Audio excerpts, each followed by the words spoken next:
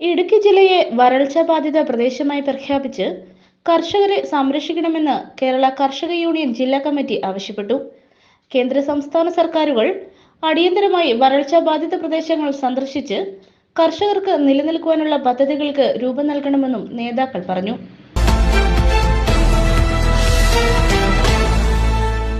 മുൻവർഷങ്ങളിൽ ഇല്ലാത്ത വിധം കഠിനമായ വരൾച്ച ഇടുക്കി ജില്ലയിലെ കാർഷിക മേഖലയെ തകർത്തുകൊണ്ടിരിക്കുകയാണ്.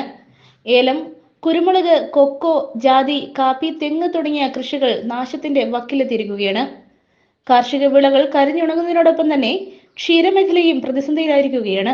നമ്മുടെ ഇടുക്കി ജില്ല ഇന്ന് കഠിനമായ വരൾച്ചയെ നേരിട്ടുകൊണ്ടിരിക്കുന്ന ഒരു സമയം. മുൻ വർഷങ്ങളില്ലാത്ത വിധം കഠിനമായ വരൾച്ച ഇടുക്കി ജില്ലയിലെ കാർഷിക മേഖലയെ തകർത്തുകൊണ്ടിരിക്കുകയാണ്.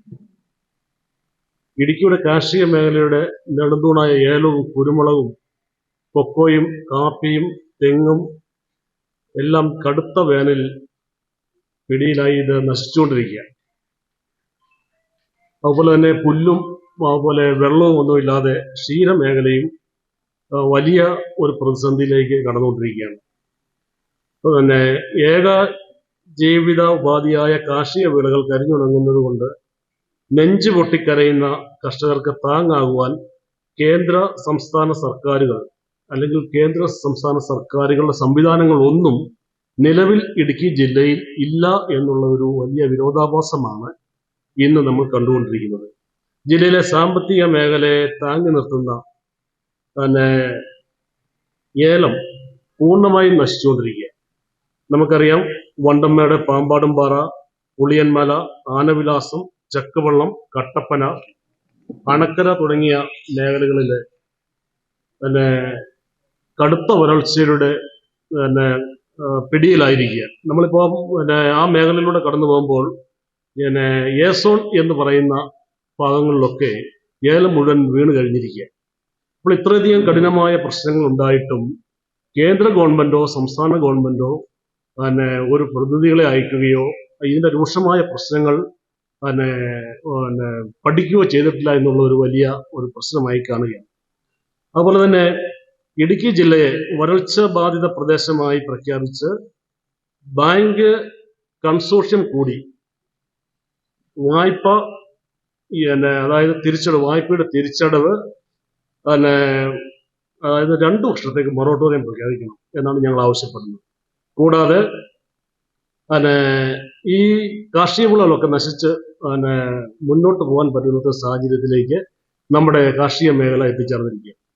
അപ്പോൾ സ്വാഭാവികമായിട്ടും ഈ കാർഷിക മേഖലയെ പുനരുജ്ജീവിപ്പിക്കുന്നതിന് വേണ്ടി ബാങ്കുകൾ ലോൺ കൊടുക്കണം.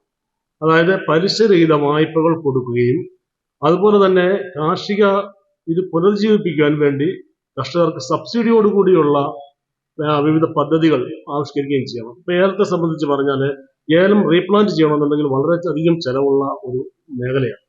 അപ്പോൾ ഈ ഏലത്തെ സംരക്ഷിക്കണമെന്നുണ്ടെങ്കിൽ, ഇത് റീപ്ലാന്റ് ചെയ്യണമെന്നുണ്ടെങ്കിൽ നമുക്ക് ശരിക്കും വലിയ ഒരു ചെലവുണ്ട്. അപ്പോൾ പലിശരഹിതമായ വായ്പയോട് ഉൾപ്പെടെ കേന്ദ്ര ഗവൺമെന്റിൽ നിന്നും സംസ്ഥാന ഗവൺമെന്റിൽ സബ്സിഡിയോട് ലഭ്യമാണ്.